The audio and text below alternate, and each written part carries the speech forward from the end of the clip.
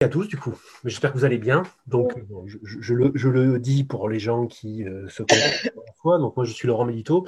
Je suis responsable de la formation continue et de la recherche donc, au sein des Chari Formation Développement. Et au nom de l'institution, je vous souhaite la bienvenue. Alors, ce soir, nous avons le plaisir d'accueillir donc Vincent Cizère, alors, qui est magistrat. Alors, je vais le présenter en deux casquettes, disons. D'abord, magistrat.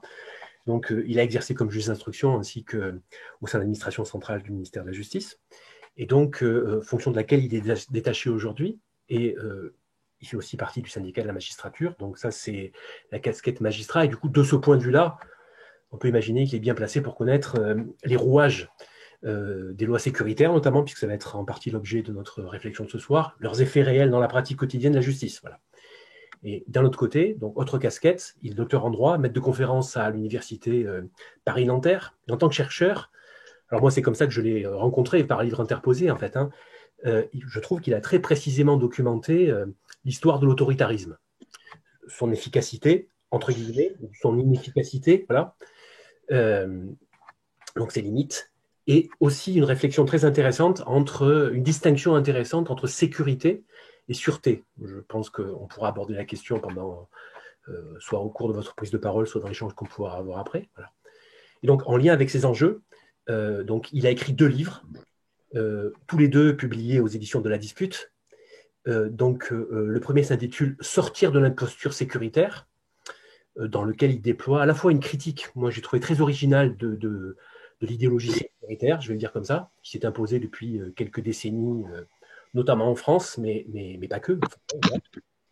Et puis, ce qui est intéressant aussi dans son livre, c'est qu'il y a l'exposé de propositions pour en sortir de cette logique-là. Et donc, il est beaucoup plus récent, qui a été publié donc en 2020, et qui s'appelle Être en sûreté, avec un sous-titre Comprendre ses droits pour mieux être protégé. C'est un ouvrage dans lequel, du coup, il présente les différents dispositifs juridiques existants destinés à garantir notre liberté d'un certain nombre d'abus de pouvoir, ainsi que, encore une fois, les conditions à partir desquelles nous pouvons véritablement nous dire en sûreté. Voilà. Alors, son travail de recherche et ses propositions sont par ailleurs accessibles dans toute une série, si vous voulez, de textes qui sont publiés. Alors, je dis ça notamment pour les étudiants, qui sont disponibles sur le site Kern ou sur le site revue.org, puis qui sont publiés dans la revue des droits de l'homme, revue.org, et dans une revue qui s'appelle Délibéré, qui est sur Kern. Et plus récemment, donc, il a publié un article fort intéressant dans le monde diplomatique. Voilà.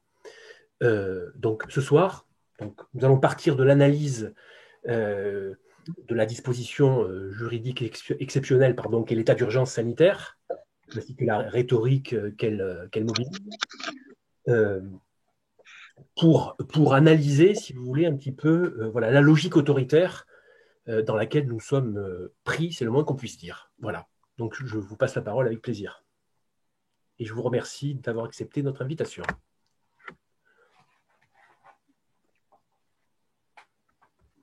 Merci beaucoup Laurent.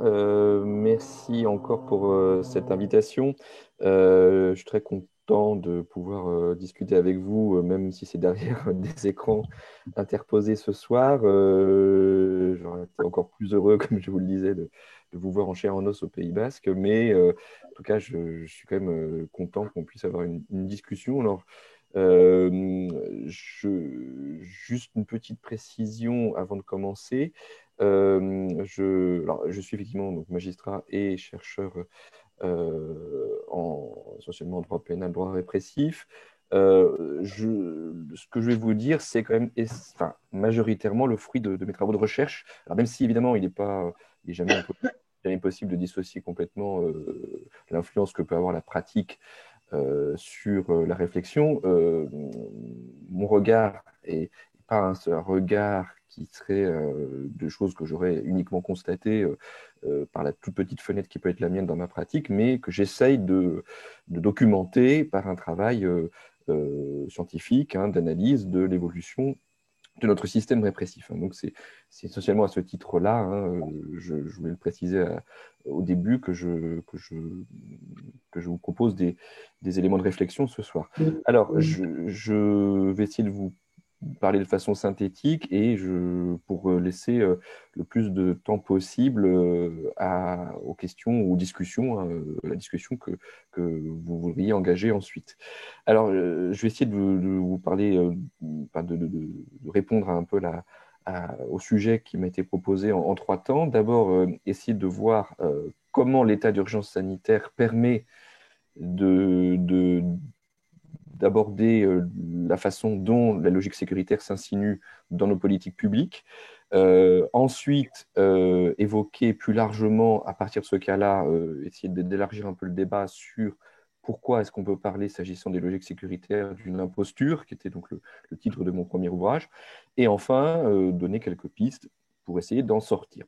Alors, d'abord, l'état d'urgence sanitaire, puisque c'était le point de départ de notre réflexion. Alors, juste quelques précisions s'agissant de ce régime. Hein. Donc, vous savez que c'est un régime qui a été institué par une loi du 23 mars 2020. En théorie, à titre temporaire, c'est-à-dire que ce régime est censé disparaître de notre système juridique au plus tard à la fin de l'année 2021. Bon, on sait très bien que ce type de dispositif, généralement, est pérennisé. C'est le cas, en fait, de toutes les lois sécuritaires depuis 2001. Elles ont toutes été pérennisées. Donc, on a du mal à imaginer que ce ne soit pas la même chose pour ce nouveau dispositif.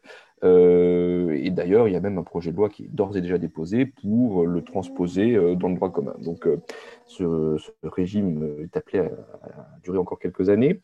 Il faut distinguer l'état d'urgence sanitaire d'un autre dispositif d'exception, qui est l'état d'urgence tout court, entre guillemets, alors que certains ont appelé le droit commun, mais c'est un peu délicat d'appeler ça le droit commun, parce qu'en réalité, c'est déjà un dispositif d'exception. L'état d'urgence, le premier état d'urgence, c'est un état d'urgence qui a été adopté par une loi du 3 avril 1955, pendant la guerre d'Algérie, et c'est pas un hasard si c'est pendant la guerre d'Algérie qu'on a eu un régime d'exception qui a été adopté de manière à donner, d'une certaine façon, les pleins pouvoirs d'autorité répressive. Donc, l'état d'urgence sanitaire s'inscrit dans cette logique-là, de donner les pleins pouvoirs aux autorités. Et, alors, sans rentrer dans le détail, je reviendrai si vous le souhaitez, ce qu'il faut savoir, c'est que l'ancêtre de tous les régimes d'exception qu'on connaît aujourd'hui, c'est la terreur qui a eu lieu sous la Révolution. C'est-à-dire que le premier régime d'exception de l'histoire juridique moderne, c'est le décret de 1793 qui a institué le régime de la terreur sous la Révolution française, avec cette logique donc, de régime d'exception qui est quelque chose qui vise à suspendre, ou en tout cas à limiter le contrôle des pouvoirs publics pour telle ou telle mission. Alors, ceci étant posé, pour répondre à la question la question qui était générale pour cette intervention, est-ce que l'état d'urgence sanitaire, c'est une nécessité publique ou une imposture sécuritaire? Ce qu'on peut voir, si on analyse ça en détail, c'est que l'état d'urgence sanitaire, tout en répondant à de réelles nécessités, permet ce qu'on peut appeler un effet d'aubaine sécuritaire, pas, qui participe plus largement de la logique sécuritaire, mais on est dans l'ordre de l'effet d'aubaine. Alors, qu'est-ce que c'est qu'un effet d'aubaine sécuritaire? Il s'agit de profiter de la situation pour étendre de façon démesurée le pouvoir des autorités répressives. C'est ça, en fait, le sécuritaire, c'est étendre de façon démesurée le pouvoir des autorités répressives au motif, ou au prétexte, en tout cas au motif, de garantir la sécurité. C'est ça qu'on peut appeler, au sens strict, une logique sécuritaire, sans que c'est ait forcément pour effet d'augmenter la sécurité, on y reviendra. Donc, l'état d'urgence sanitaire a été l'outil d'un effet d'aubaine sécuritaire, c'est-à-dire l'outil qui a permis l'extension démesurée, c'est-à-dire au-delà de ce qui est nécessaire, des attributions du pouvoir répressif. Alors, quand je dis un effet d'aubaine, attention, je ne soutiens absolument pas l'idée que tout ça serait réfléchi depuis longtemps, délibéré, ou que ceci procéderait d'un hypothétique complot. Tout ça procède en fait de logiques beaucoup plus mécaniques, beaucoup plus instituées, et pour partie mise en œuvre par des gens qui sont de bonne foi, entre guillemets, c'est-à-dire c'est des gens qui croient sincèrement que le modèle qu'ils promeuvent va dans le sens de l'intérêt général. Alors, je vais essayer de détailler mon propos. En quoi l'état d'urgence sanitaire permet un effet d'aubaine sécuritaire? D'une part, parce qu'on n'était pas du tout obligé de proclamer un nouvel état d'urgence pour prendre les mesures qui s'imposaient face à la crise sanitaire.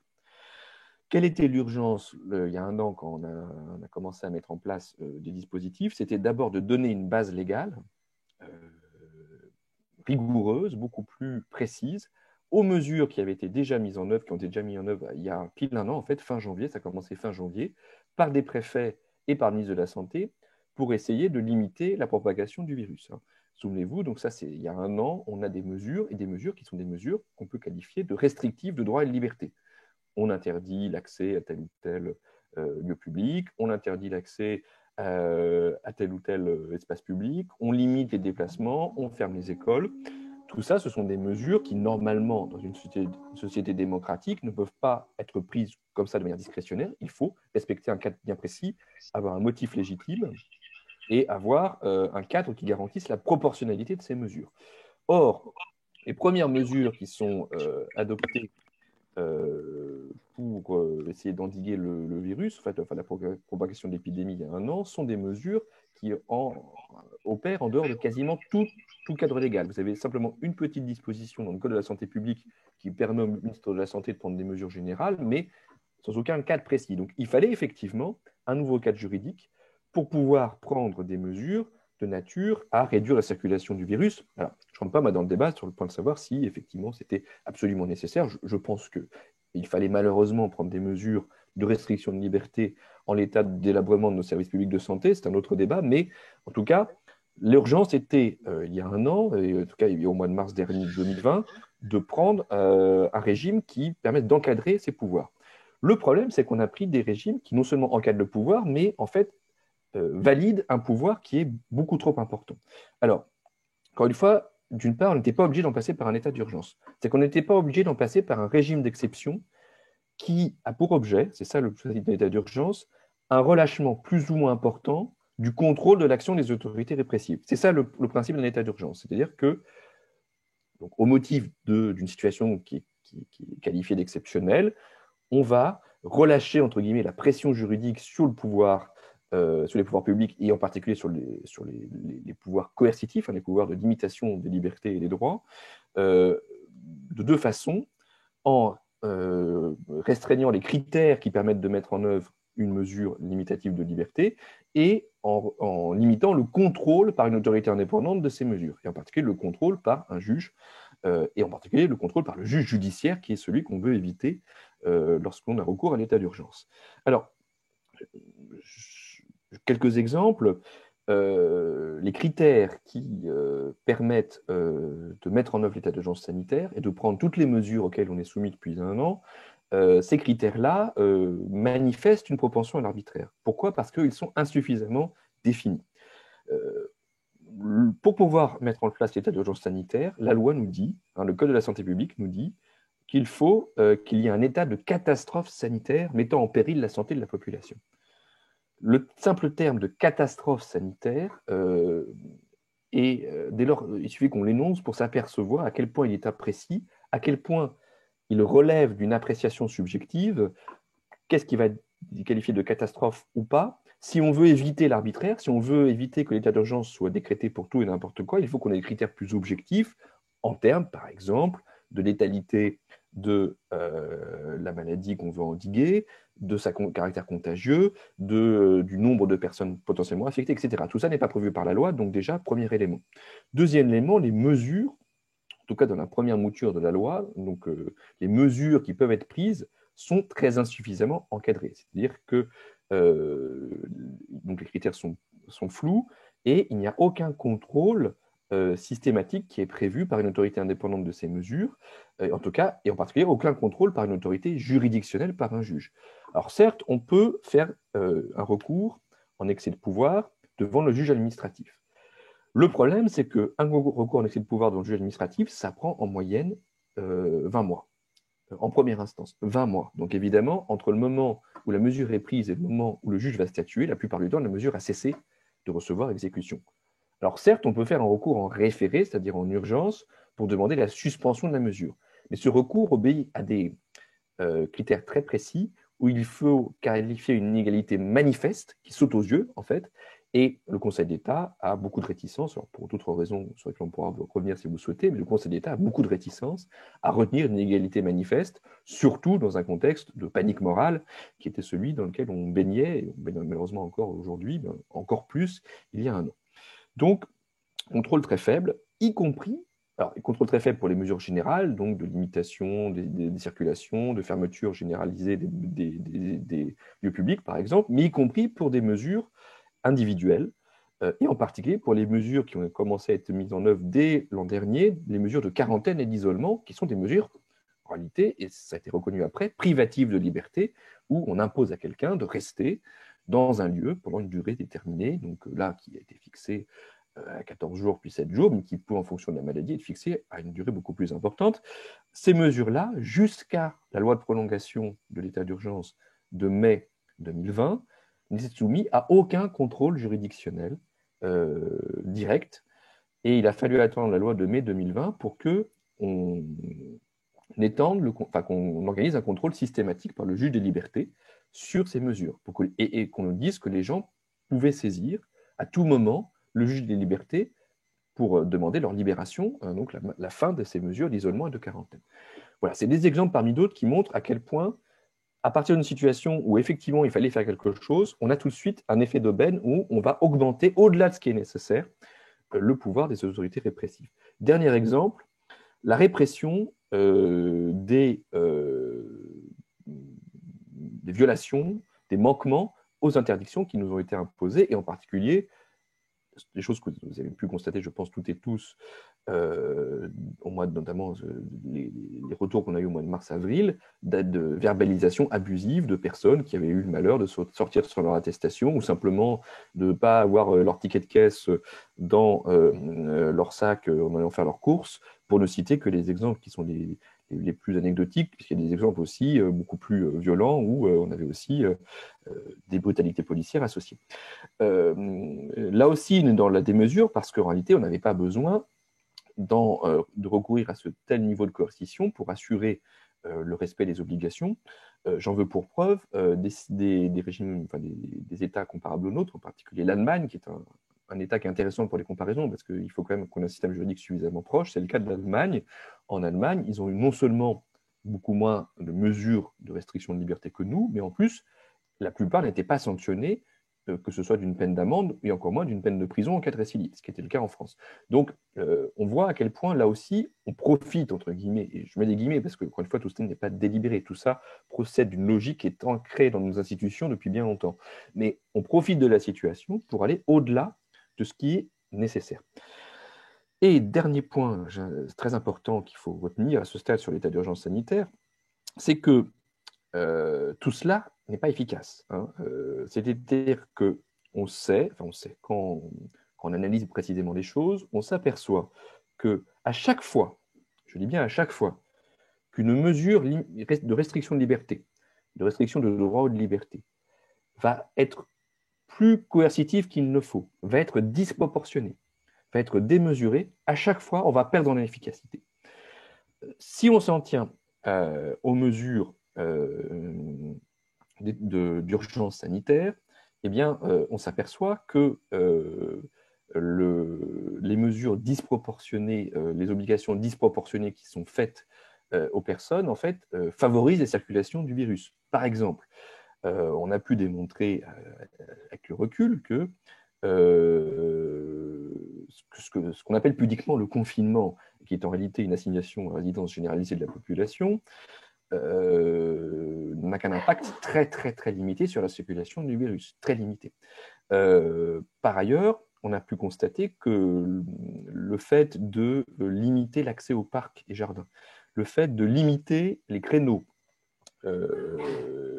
où on autorisait les gens à aller courir, notamment ce qui était le cas à Paris, favoriser la concentration de personnes en certains lieux et donc favoriser la circulation du virus. Donc là, on voit que cette mesure qui allait restreindre la liberté au-delà de ce qui était nécessaire pour limiter la circulation du virus, eh bien, favoriser la circulation du virus.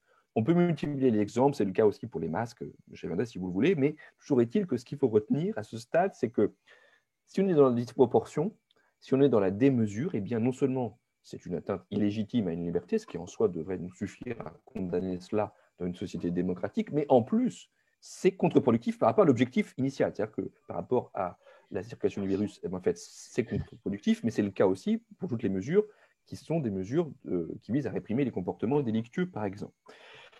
Alors, ce qui me permet d'embrayer, si vous voulez, avec le deuxième temps de mon raisonnement sur l'élargissement de la focale sur le sécuritarisme et pourquoi c'est une imposture, parce qu'on s'aperçoit, et ça fonctionne toujours comme ça, on s'aperçoit que la logique sécuritaire est une logique qui, derrière l'apparence d'un bon sens, lutter contre le virus, lutter contre la délinquance, lutter contre tel ou tel type de criminalité particulièrement grave, comme le terrorisme par exemple, donc derrière des apparences de bon sens, eh bien, on fait avancer, mine de rien, souvent de manière insidieuse, une logique répressive sécuritaire qui en fait vise non pas l'efficacité bien comprise de l'action des pouvoirs publics, mais qui vise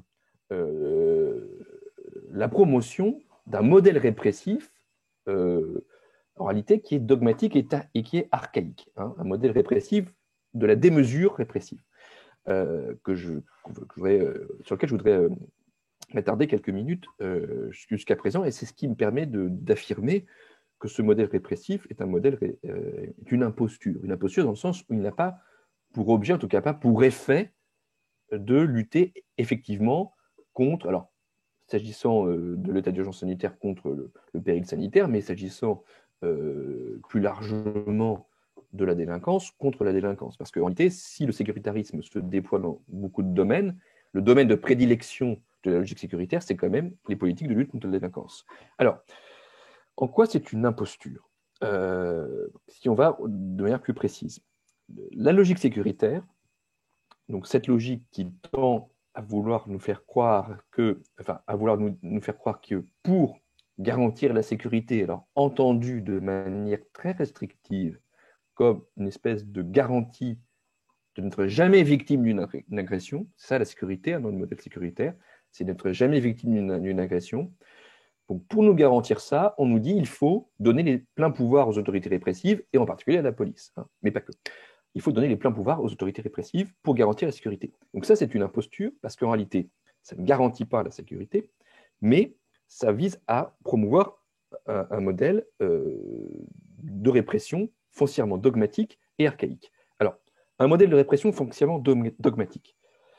Pourquoi je dis que c'est dogmatique? C'est parce qu'on constate, là encore, quand on analyse les faits réels des politiques sécuritaires, alors juste pour vous donner quelques repères chronologiques, on observe une promotion très forte et une transformation de notre système répressif sous l'effet des logiques sécuritaires depuis, en gros, 25 ans, avec une tendance très forte à l'accélération au début des années 2000. Mais ça commence en fait au milieu des années 1990. Donc, aujourd'hui, on a du recul et on peut analyser ce qui se passe. Ces politiques sont inefficaces. Alors je vais m'attarder en fait notamment à la lutte contre la délinquance et plus largement à la lutte contre la délinquance contre les personnes. C'est-à-dire tous les faits de violence, d'homicide, de violence sexuelle, etc. On observe deux choses. Première chose, la logique sécuritaire a pour effet d'étendre de manière toujours plus large le panel des comportements répréhensibles, le panel des actes qui justifieraient l'intervention des forces de répression et en particulier de la police. Quel effet ça a? Ça a un effet d'éparpillement, d'épuisement des forces répressives qui sont sollicitées sur de plus en plus de sujets et qui du coup concrètement n'ont pas les moyens de tous les traiter. Juste un exemple, aujourd'hui vous avez plus de 14 000 types de faits qui donnent lieu à qui sont considérés comme des infractions, donc en tenant compte des circonstances aggravantes. Plus de 14 faits différents qui tiennent lieu, qui peuvent être considérés comme une infraction, donc qui peuvent entraîner l'application de sanctions pénales et en particulier de sanctions de prison. 14 000. Sur ces 14 000, vous en avez seulement 300 qui sont de manière habituelle poursuivis devant les tribunaux. C'est-à-dire qu'en fait, vous avez une foultitude d'infractions qui ne reçoivent aucune réponse. Et donc, d'où un premier sentiment paradoxal d'impuissance répressive. Plus vous pénalisez, moins vous avez la capacité d'aller sanctionner effectivement les comportements que vous avez pénalisés.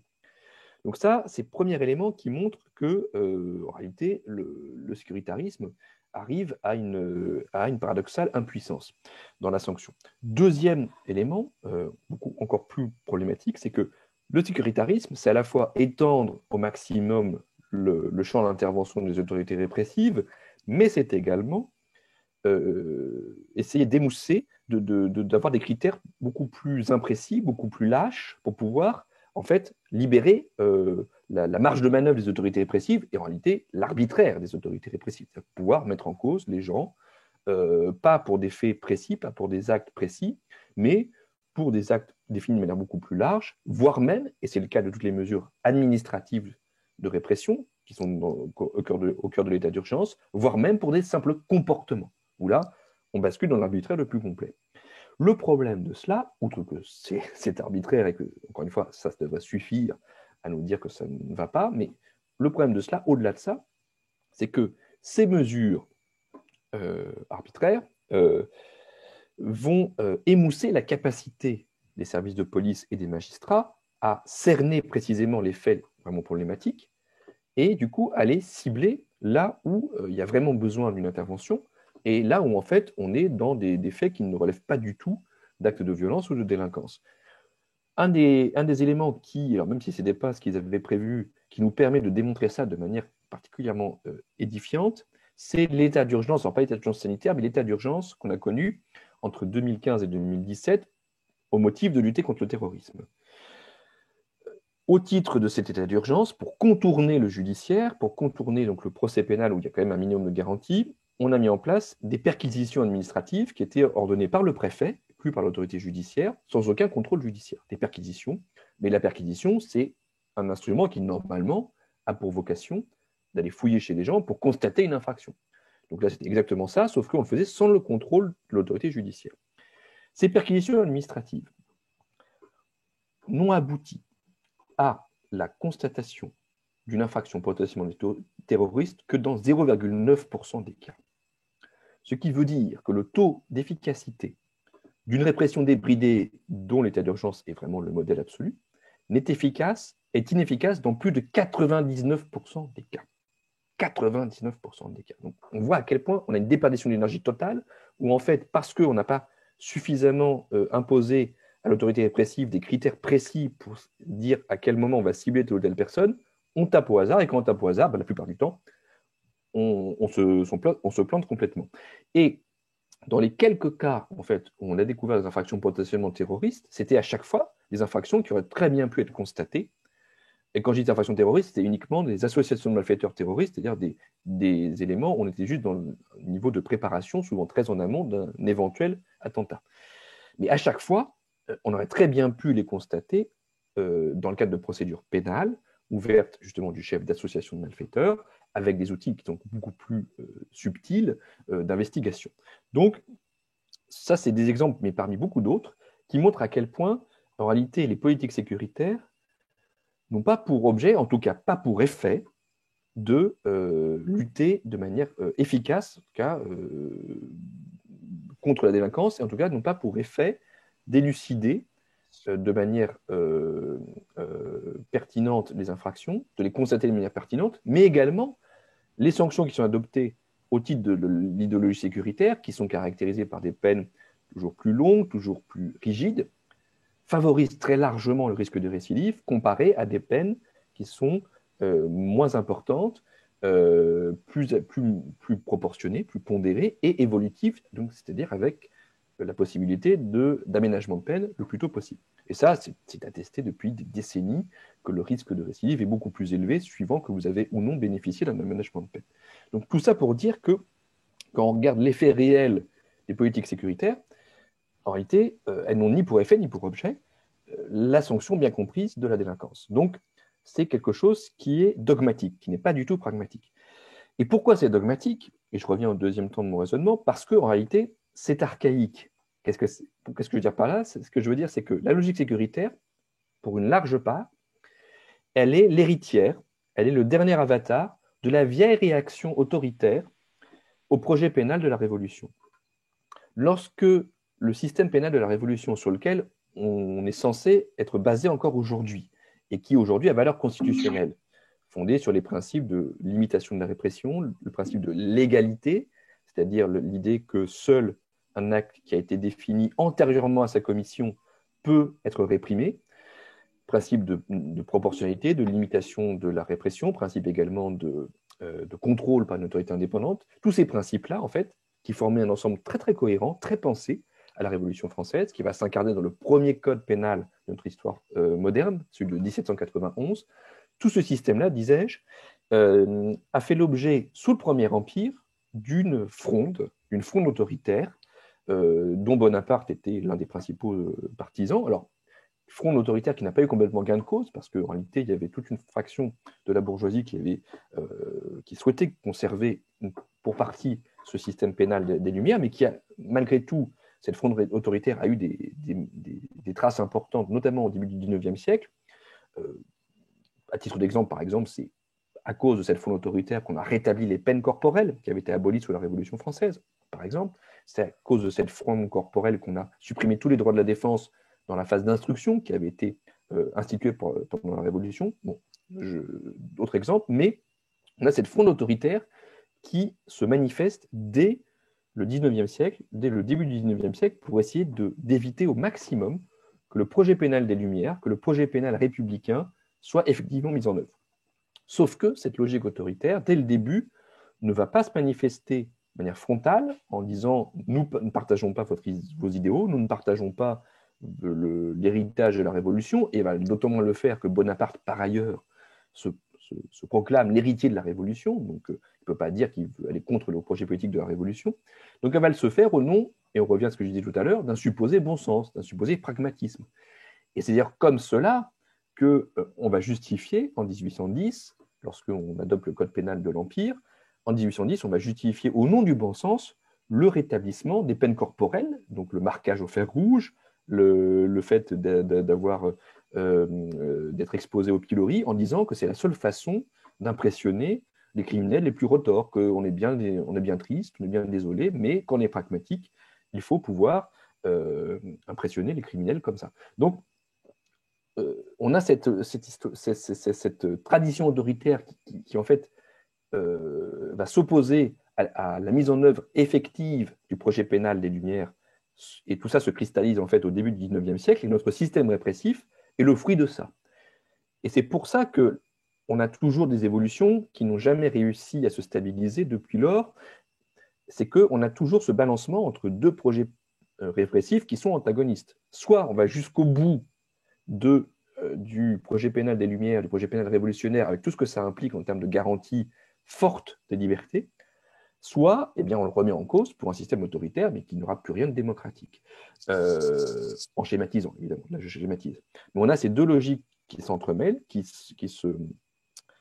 s'affrontent, et en fait, ce qui s'est passé à la fin des années 90, c'est que cette vieille tradition autoritaire a subi un coup de jeune, a été renouvelée grâce à l'idéologie sécuritaire qui lui a donné un coup de fouet qui a fait que la tradition autoritaire est devenue de manière beaucoup plus offensive, alors que depuis la libération, elle avait tendance en fait à être très largement déclinante. Voilà, j'en dis pas plus à ce stade pour surtout permettre, d'une part parce que je sais qu'on perd les gens comme ça, et puis surtout parce que je souhaiterais le plus possible qu'on puisse discuter. Mais ce qu'il faut retenir, c'est que la logique sécuritaire, elle est une imposture en ce sens qu'elle est à la fois dogmatique et archaïque. Alors comment en sortir? Comment sortir? Alors, je n'ai pas de solution magique et je ne pense pas que ce soit le rôle, surtout pas d'ailleurs des chercheurs, d'avoir un projet clé en main qui ne souffre pas de discussion. Mais il me semble qu'il y a au moins deux choses qui peuvent nous aider. La première chose, et c'est notamment le sens de l'article qu'a mentionné Laurent, que j'ai fait paraître dans le Monde diplomatique de janvier, hein, sur la machine répressive. Première chose, c'est déjà de démythifier, et j'espère avoir contribué à le faire ce soir, de démythifier la rhétorique sécuritaire, hein, de démythifier de dénier en fait à ceux qui portent cette rhétorique sécuritaire une réelle volonté de lutter effectivement contre la violence, contre la délinquance. De dire que non, en fait, c'est pas ce que vous. D'une part, c'est pas ce qui se passe, que d'une part, vos résultats sont lamentables, mais en plus, si on creuse un peu, c'est pas du tout votre objet. Votre objet, c'est de porter une logique répressive, foncièrement dogmatique, foncièrement archaïque. Alors, autre point que j'ai oublié de dire tout à l'heure, une logique répressive qui est aussi foncièrement intéressée, dans le sens où vous avez tout un lobby de ce que j'appelle moi les marchands de peur et de sécurité, qui sont toutes ces entreprises qui, en fait, font vraiment pression auprès des pouvoirs publics pour avoir une politique très répressive, pour pouvoir vendre les services d'agents de sécurité, vendre des caméras, vendre des digicodes, etc. Bon. Donc, il faut démythifier et vraiment ne pas prendre au sérieux, en tout cas, ne pas prendre au sérieux la volonté des gens qui portent la logique sécuritaire d'apporter une vraie réponse à la délinquance. Ça, c'est quelque chose de très important. Mais deuxième chose, il faut prendre au sérieux, par contre, ce qu'il y a derrière la pseudo-demande de sécurité au nom duquel les gens prétendent agir.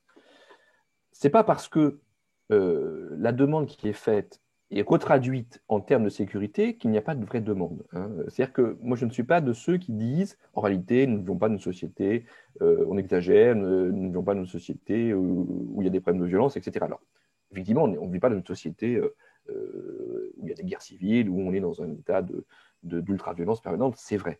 En revanche, on ne peut pas nier, sous l'effet de plein de facteurs sur lesquels je n'ai pas le temps de revenir, parce que là, ça prendrait effectivement des heures, mais on ne peut pas nier qu'il y a un besoin qu'on peut, à défaut d'autre chose plus pertinent, plus précise pour l'instant, qualifier d'un besoin de protection qui émane de larges catégories de la population qui sont exposées à des violations quotidiennes ou quasi quotidiennes de leurs droits, notamment dans les quartiers populaires. C'est-à-dire que et ça ressort notamment des enquêtes de victimation de l'INSEE.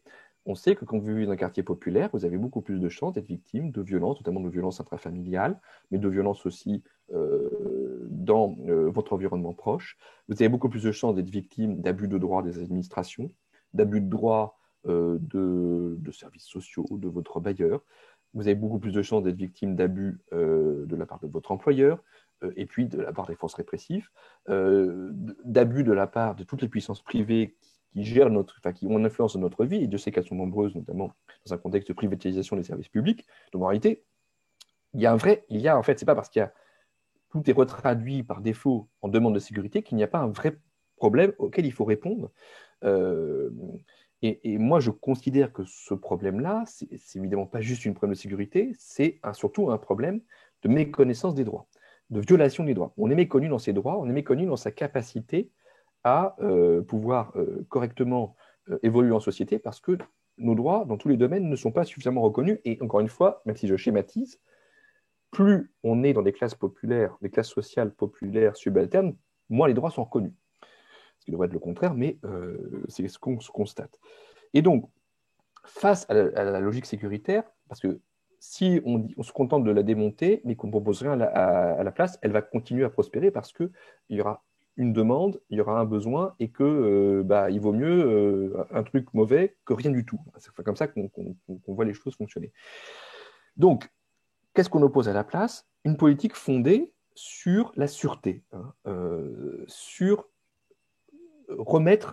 redonner à la majorité de la population la possibilité d'être en sûreté. Alors, la sûreté, ce n'est pas la même chose que la sécurité. La sécurité, je l'ai dit tout à l'heure, enfin, dans la rhétorique sécuritaire, la sécurité, c'est la garantie, parfaitement illusoire et démagogique, de n'être jamais victime de la moindre agression.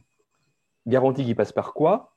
L'idée qu'il y aurait des forces de l'ordre qui en permanence seraient là pour vous protéger dès que vous sortez pour aller attaquer, frapper les personnes qui voudraient vous agresser. Il suffit de dire ça, ce qui est au cœur du fantasme sécuritaire. Il suffit de l'énoncer comme ça pour voir à quel point c'est démagogique et illusoire. La sûreté, c'est le fait de bénéficier de la garantie de la loi, de la garantie du droit, en toutes circonstances et contre tous les abus de pouvoir. Qu'on soit confronté à son voisin ou qu'on soit confronté à l'administration, qu'on soit confronté à une grande entreprise ou qu'on soit confronté à la police, bon, que sais-je. Dans toute situation où on risque d'être victime d'un abus de pouvoir, on doit pouvoir être en sûreté. Ça veut dire quoi? Ça veut dire qu'on doit être en capacité, et ça c'est quelque chose qu'on peut réellement promettre, si vous voulez, contrairement à la sécurité, enfin la sécurité sécuritaire, si je puis dire. La sûreté, on peut réellement la promettre, c'est qu'on peut promettre aux gens d'être en capacité de faire valoir leurs droits en toutes circonstances.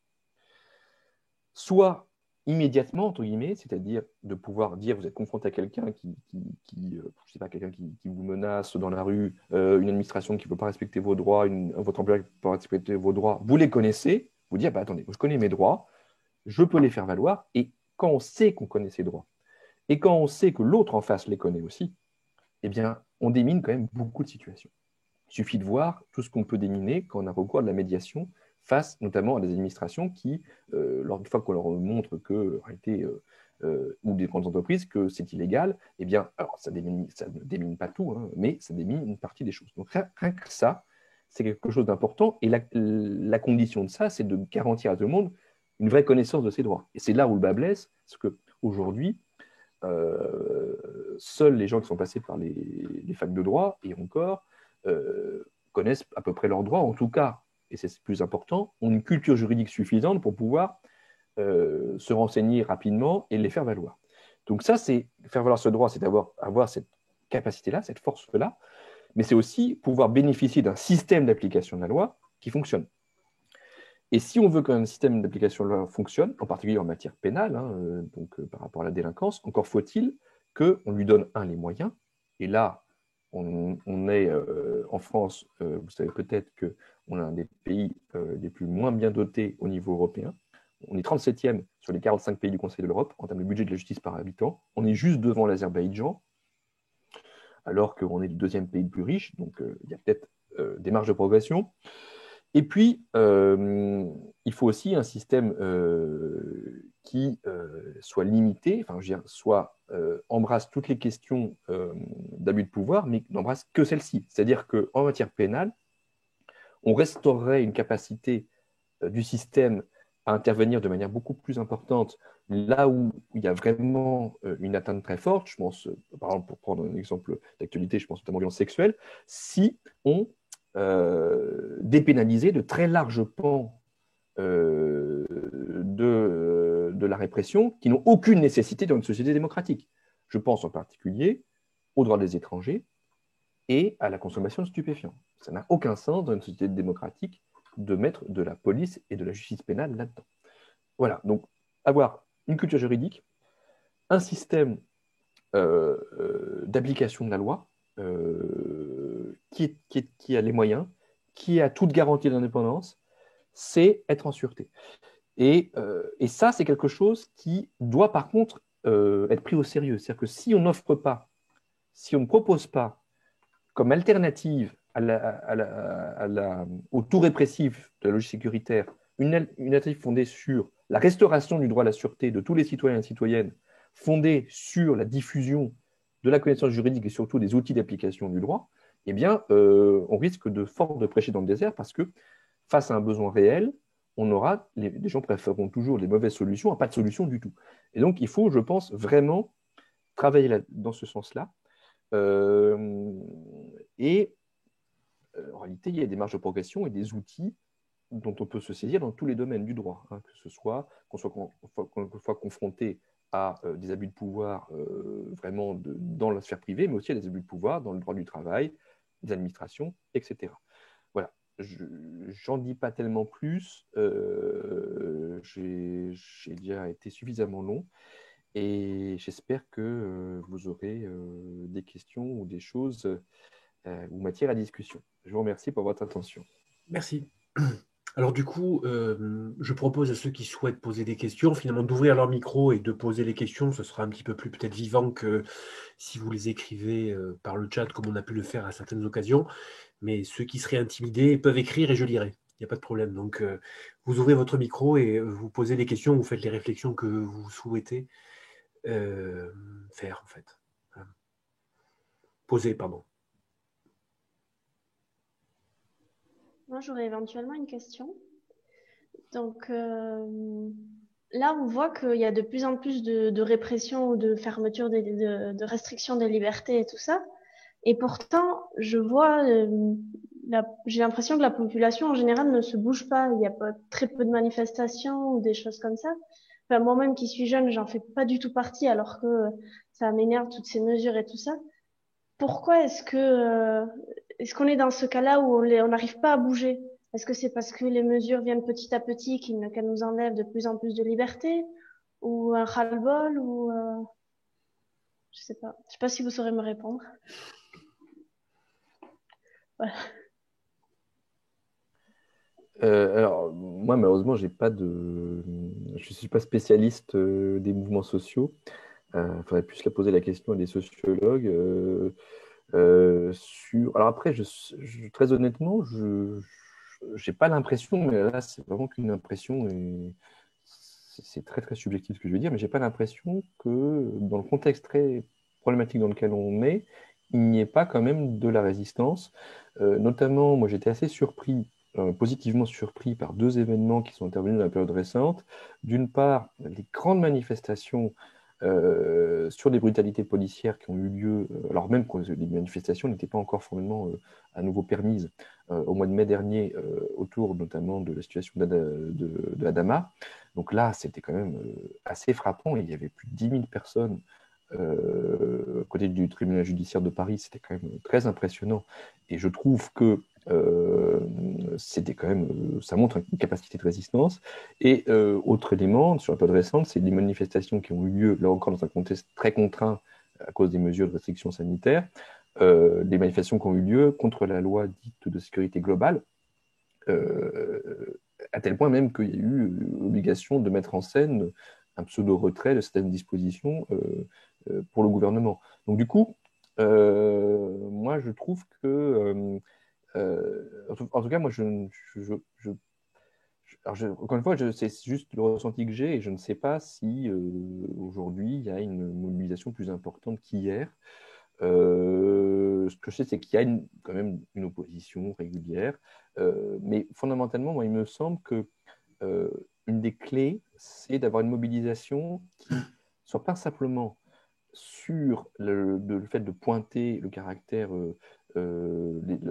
excessif, des atteintes illégitimes et disproportionnées aux libertés, mais surtout de pointer le caractère contre-productif, hein. C'est vraiment ce que j'essaie de défendre dans l'article dont je vous parlais tout à l'heure dans le diplôme, là, enrayer la machine répressive, c'est-à-dire de dire, mais cessons de prendre au sérieux les gens qui portent ces réformes. Ils n'ont pas du tout pour objet de résoudre les problèmes qui motivent ces réformes. Ils ont d'autres agendas, que ce soit un agenda purement intéressé du lobby sécuritaire, que ce soit un agenda dogmatique, de croyance en un modèle répressif, mais vraiment de l'ordre de la croyance, parce que c'est un modèle qui est infirmé par l'expérience, que ce soit la nostalgie de la toute-puissance de l'État impérial, j'en sais rien, mais en tout cas, ce n'est pas des politiques qui visent à lutter efficacement, selon les cas, contre la violence, contre l'épidémie, etc.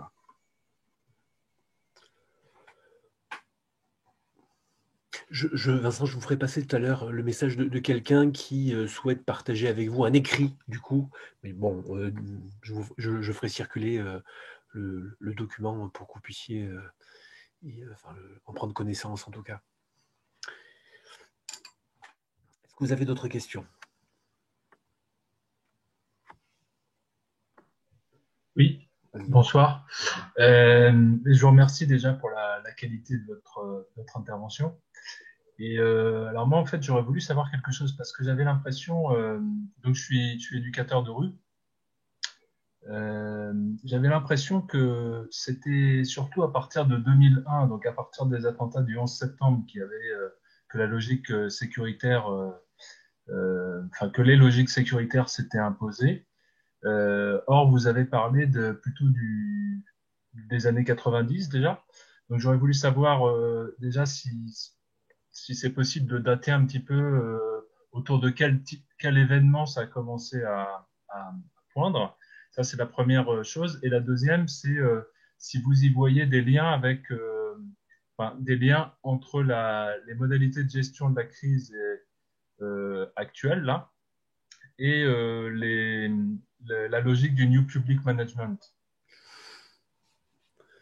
Merci.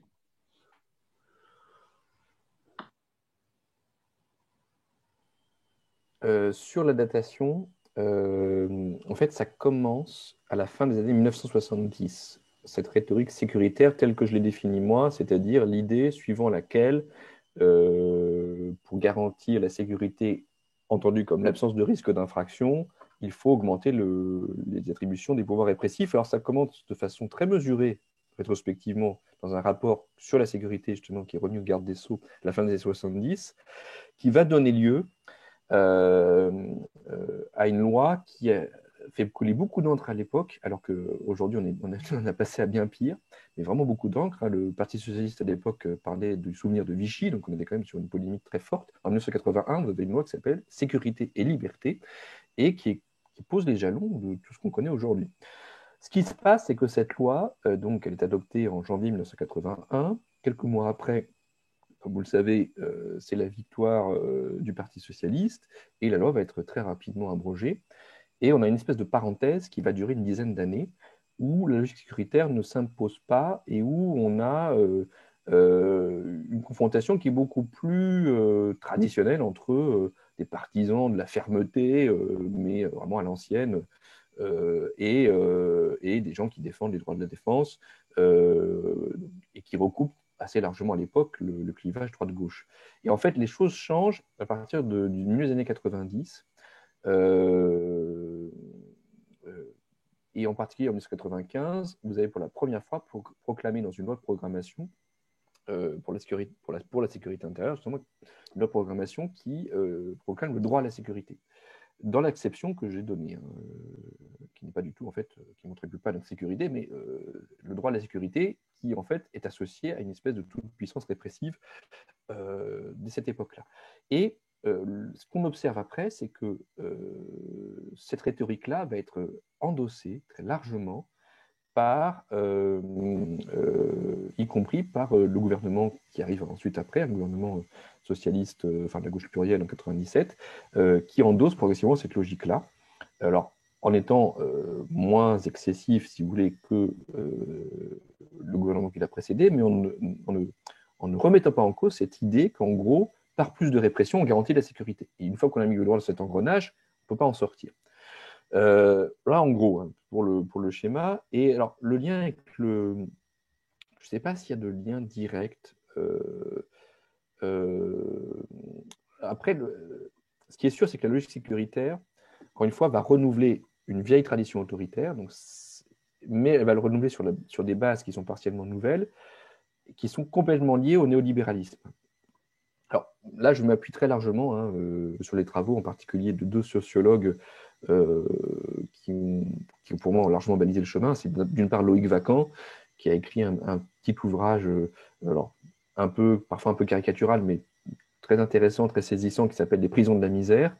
Et puis, encore plus, ces travaux très sérieux de Laurent Bonelli, qui a écrit un livre qui s'appelle « La France a peur, une histoire sociale de l'insécurité », où il le dit beaucoup mieux que moi. Mais toujours est-il qu'en substance, le fait de transformer les besoins, les demandes d'intervention de l'État, les demandes d'intervention des pouvoirs publics en demandes de sécurité apparaît dans les années 70, surtout dans les années 80, dans un contexte où on a effectivement une montée en puissance, une atomisation et une montée en puissance de l'individu. Alors, moi, que je ne condamne pas dans son ensemble. Je pense qu'il y a des bons côtés dans l'individualisation.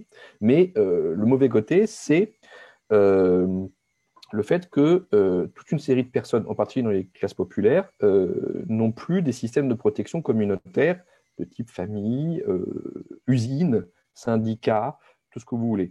Tout ça s'effondre progressivement dans les années 70-80, et c'est dans ce contexte-là que va émerger la lutte sécuritaire. Et effectivement, et ça c'est très très assumé dans les pays anglo-saxons, effectivement, on associe l'idée de basculer dans toujours plus de répression à la montée en puissance de l'insécurité sociale, et donc tous les phénomènes de déviance qui sont liés à cette insécurité sociale, le fait que les phénomènes donc, de précarité, de chômage des jeunes, etc., pour ne pas résoudre la cause de ces phénomènes-là, qui sont les politiques économiques néolibérales, qui font qu'on est de plus en plus dans la précarité, dans la violence des rapports sociaux, eh bien on transforme ça en problème de sécurité publique pour justement ne pas avoir à remettre en cause la politique économique qui est à l'origine de cela. Donc là, il y a un lien. Est-ce qu'il y a un lien entre la logique sécuritaire et par ailleurs ce qu'on appelle le nouveau management public, c'est-à-dire en fait le fait d'essayer d'importer des recettes du management néolibéral dans les administrations? Je ne sais pas. Ce qui est sûr, c'est que la justice, comme les autres services publics, subit le nouveau management public, que la logique gestionnaire dans la justice est très présente aujourd'hui et qu'elle aggrave la situation. Je ne suis pas persuadé qu'il y ait forcément, en gros, que si on n'avait plus le management, enfin la logique gestionnaire, que la logique sécuritaire disparaîtrait pour autant. J'en suis pas sûr.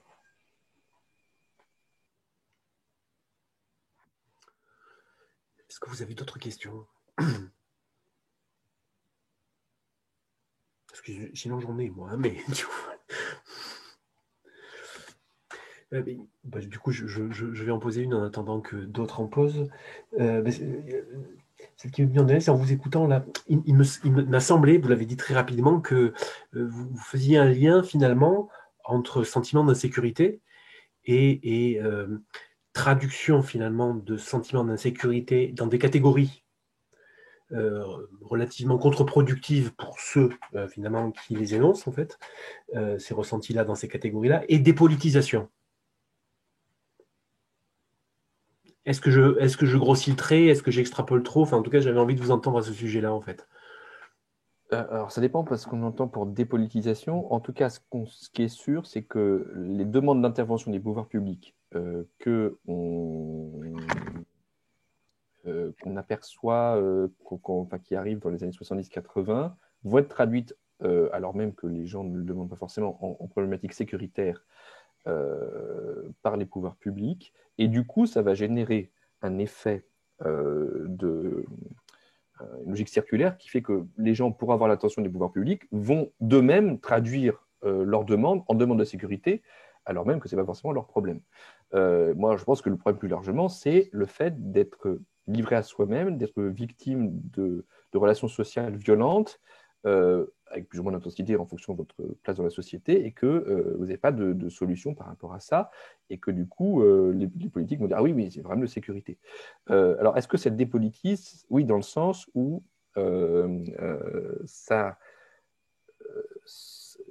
tout devient une seule et même réalité lorsqu'il y a plein de choses différentes, comme par exemple des problématiques qui en réalité sont liées à l'absence de services publics, à la précarité, à la montée de la précarité dans le monde du travail, qui est centrale en fait dans l'histoire, c'est-à-dire le fait de ne plus avoir de travail stable, d'avoir un travail précaire, d'être au chômage, et en plus, parallèlement, de ne plus avoir de service public. Donc, tout ça fait que tout ça est passé à la trappe, et c'est la logique effectivement qui est au cœur un des éléments de la logique sécuritaire dans les domaines qui ne sont pas directement les domaines répressifs, c'est effectivement de gommer tout ça et d'essayer de présenter les choses comme des problèmes simplement de délinquance, voire simplement uniquement de sécurité publique, c'est-à-dire d'occupation irrégulière de l'espace public sans même qu'il y ait des problèmes de violence, alors qu'en réalité, le cœur du problème est bien l'application d'une politique économique et sociale donnée qui génère de la précarité, qui génère de la défiance et qui, en réalité, est délibérée puisque cette politique économique et sociale donnée est faite pour le plus grand profit de quelques-uns. Donc ça, oui. Je ne sais pas si c'est ça que vous entendez par dépolitisation. En tout cas, c'est comme ça que je l'entends. Enfin, c'était ce que j'avais à l'esprit d'une certaine manière. Vous l'explicitez clairement, effectivement. Est-ce que certains d'entre vous ont des questions? D'autres? N'hésitez pas, n'attendez pas que je vous laisse ou je vous passe la parole, en fait. Hein. Mais qui veut prendre la parole? Même si vous en avez déjà posé une, vous pouvez en poser une deuxième, il n'y a pas de problème. Donc vous pouvez y aller sans problème. Vraiment, n'hésitez pas. On prend la parole à personne, hein, en fait. Voilà aussi. Okay. Du coup, je vous remercie déjà pour la réponse à la question précédente. Et je m'excuse d'avance si j'en pose une qui peut-être, dont vous avez peut-être déjà parlé, parce que j'ai dû m'absenter à un moment donné. Donc, voilà. Ma question, elle se base un peu sur la lecture récente d'un petit essai que je recommande à tout le monde de Donatella Di Cesare, qui qui s'appelle Un virus souverain, l'asphyxie capitaliste, édité par la Fabrique Édition. En fait, dans cet essai, à un moment donné de cet essai, elle oppose la logique immunitaire qui est à l'œuvre là dans la gestion de la crise du Covid à la logique communautaire, en se basant sur l'étymologie du terme, qui est a priori un antonyme exact. Immunité, antonyme de communauté. Du coup, par rapport à ça, en fait, j'aurais voulu savoir si de votre côté, en tant que magistrat, vous voyez dans la période actuelle une évolution vers une logique de plus en plus immunitaire de la justice, une pratique de plus en plus immunitaire de la justice, ou une logique de fonctionnement de plus en plus immunitaire. Et puis, alors, vu la tête que vous faites, c'est peut-être pas très clair, la question. Et, alors, je vais essayer peut-être de la reformuler. C'est que moi, j'ai vraiment l'impression que avec la radicalisation, enfin avec les attentats, puis avec le Covid, mais il y avait déjà un petit peu ça dans la gestion des quartiers populaires avant, que il y a de plus en plus une logique d'ennemi public en fait, de constitution d'un ennemi public et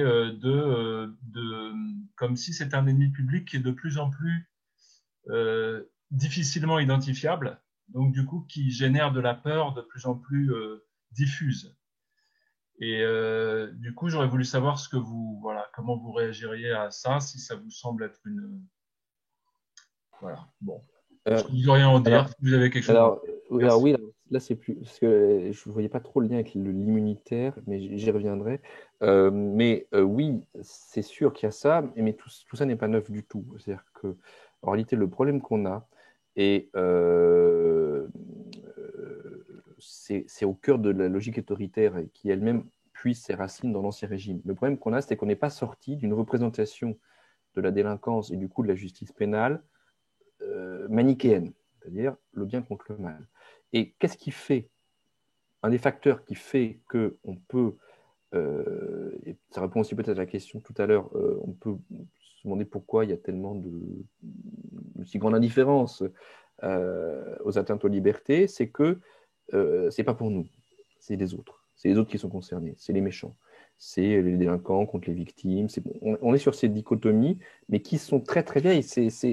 La société de l'Ancien Régime était fondée là-dessus. Hein. C'était écrit noir sur blanc, si vous voulez, à la veille de la Révolution. Les grands auteurs de référence du droit de l'Ancien Régime disaient que le but de la justice pénale, c'était de terrifier les méchants. Donc, si vous voulez, et je pense que d'une certaine façon, on n'est pas sorti de ça, sauf qu'on ne dit plus les méchants, encore que ça va d'autres figures qui varient en fonction des époques. On a eu la grande époque, si je puis dire, du délinquant sexuel dans les années 90. On a eu ensuite l'époque du récidiviste dans les années 2000, et puis le terroriste, alors, tout le temps, mais qui est la grande figure des années 2010, en gros.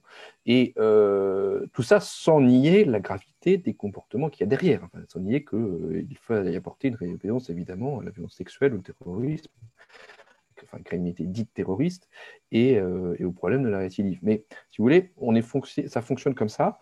Et pourquoi est-ce qu'on accepte? Parce que ça ne concerne pas. Et du coup, l'enjeu, je pense, c'est pour ça qu'il faut insister sur le fait que de dire, même pas rentrer dans le débat, de dire, mais bon, même si ça ne vous concerne pas, bon, c'est faux, mais de toute façon, les mesures qui sont mises en place ne sont pas efficaces contre les méchants. Voilà, être à ce niveau de basique pour démonter les choses. Mais quand même, je pense qu'avec notamment ce qu'on a observé depuis 4-5 ans, la répression des manifestations, les gilets jaunes, et ce qu'on observe là avec tous les gens qui ont été verbalisés abusivement dans le cadre des mesures sanitaires, je pense que le danger de l'arbitraire de la répression est quand même de plus en plus admis par de plus en plus de gens. Voilà, donc juste, je pense qu'effectivement, sous ce point de vue-là, il y a effectivement cette logique de l'ennemi, mais qui n'est pas neuve, hein, qui n'est vraiment pas neuve, qui se renouvelle en fait à chaque fois avec différentes figures d'ennemis, mais c'est toujours les mêmes archétypes. Juste, je voulais rebondir sur cette logique d'immunité parce que alors moi, je vais la reprendre de manière positive pour la distinguer de la logique de sécurité. Pourquoi? Parce que je trouve que c'est une bonne façon de dire quelle est la différence entre en sûreté et en sécurité. Être en sûreté, par exemple, par rapport à une maladie. Être en sûreté, c'est, avoir l'assurance d'avoir la garantie d'être en bonne santé et donc d'avoir un système immunitaire qui fonctionne. Et ça, on peut le garantir par l'alimentation, par l'absence de dégradation de l'environnement, par toute une série de choses. Parce que si, en gros, on n'avait pas les maladies chroniques, on aurait déjà la moitié des personnes vulnérables qui ne seraient pas vulnérables. Donc, être en sûreté, c'est ça. Et c'est aussi être la garantie d'avoir un système de soins qui puisse prendre le relais si mon corps ne fonctionne pas. Ça, là, je suis en sûreté. Être en sécurité, c'est ce qu'on vit actuellement. C'est toute contamination est considérée comme mortelle potentiellement. Et donc, si je veux être en sécurité, je ne dois pas sortir.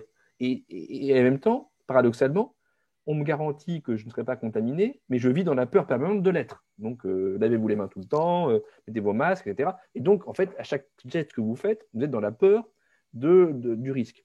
Donc, c'est vraiment une différence. Pour moi, je pense que être en sûreté, c'est être immunisé. Et être en sécurité, c'est précisément être dans un système où on s'en remet au Dieu Tout-Puissant, donc au grand Schtroumpf, pour aller vous sauver. Donc c'est là où il y a, c'est un autre élément très important, c'est être en sûreté, c'est être dans une logique de citoyenneté où on est tous sur un peu d'égalité. Être en sécurité, c'est être un sujet d'un pouvoir royal tout-puissant à qui on demande de bien vouloir intervenir en tout domaine. Voilà. Pour prendre un dernier exemple, je m'arrête là, c'est être en sûreté, c'est savoir nager. Être en sécurité, c'est avoir une bouée. Voilà. Moi, je préfère savoir nager.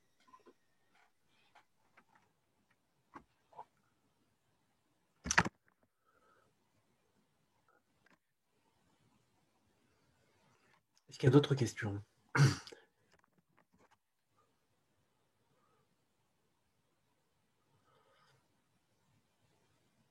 Moi, en vous écoutant, du coup, il y avait deux choses.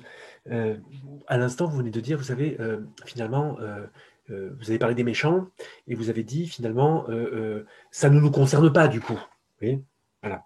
Moi qui ne suis pas méchant, ça ne me concerne pas. Et moi, j'ai presque le sentiment inverse, vous voyez, en ce moment. C'est-à-dire qu'en fait, effectivement, vu, si vous voulez, l'extension du domaine de la répression et des catégories, j'ai l'impression qu'aujourd'hui, finalement, on est potentiellement tous méchants. Et du coup, j'ai l'impression que pour le coup, là, le maniement de la loi, elle a plutôt une vertu répressive. Euh, bon, ça c'était un point. Du coup, voilà. Là, aujourd'hui, je dirais plus qu'on est tous méchants. Voilà. Mais je pensais, quand on s'est parlé la première fois, et vous y avez fait rapidement allusion tout à l'heure, on avait terminé notre échange en parlant du droit, de la formation en droit. Vous vous rappelez, on se disait que bon, finalement, il y avait. Et en vous écoutant tout à l'heure, je vous ai entendu dire finalement les syndicats, la communauté, qui étaient ou qui pouvaient être des vecteurs finalement de diffusion des droits. Voilà. Et du coup, c'est vrai que quand on regarde aujourd'hui de la maternelle jusqu'à toutes nos formations, enfin, la formation en droit, elle est quand même très limitée quand même. Hein. Je laisse de côté les gens qui font les études de droit, mais pour les autres, voilà. Et du coup, de ce point de vue-là, je me demandais ce que vous imaginiez comme perspective possible, comme potentiel, parce que pour le coup, c'est complètement en lien avec ce que vous disiez tout à l'heure, en fait, hein, sur la nécessité d'accéder à ces droits.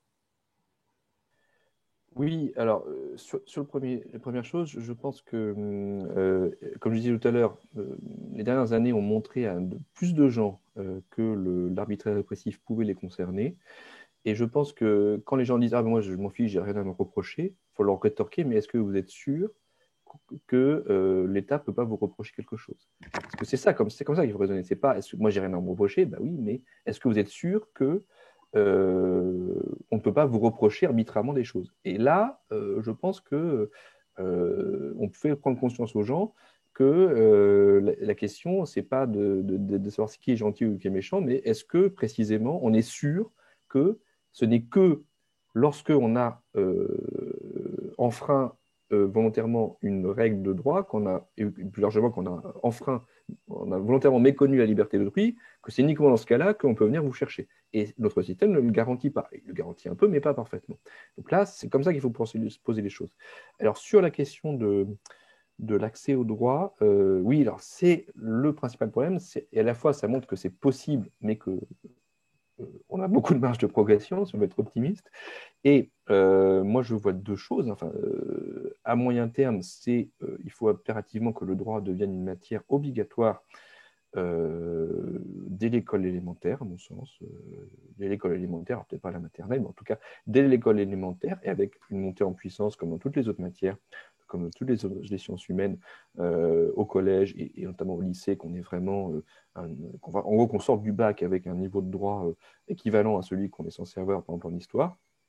Et du coup, tout le monde a une culture juridique. Après, les gens choisiront de se spécialiser ou pas, de faire des études supérieures, mais au moins qu'on ait une culture juridique. Ça, c'est fondamental. Mais ça, c'est à moyen terme, parce que ça concerne les gens qui sont à l'école aujourd'hui. Dans l'immédiat,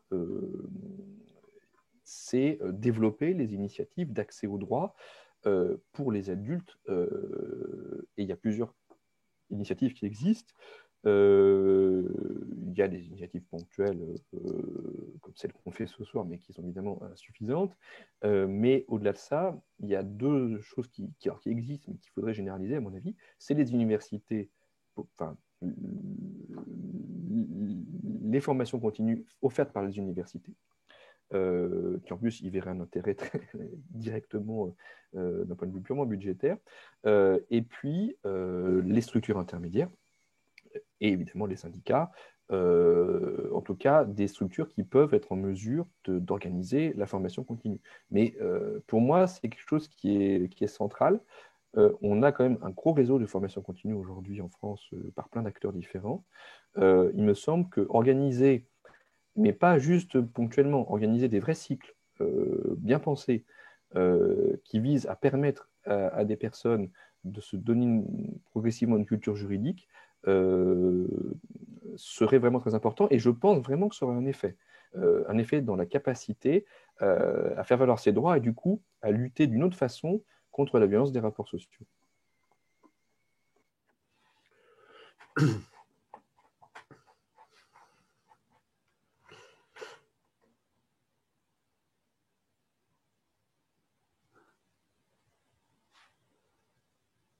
Bon.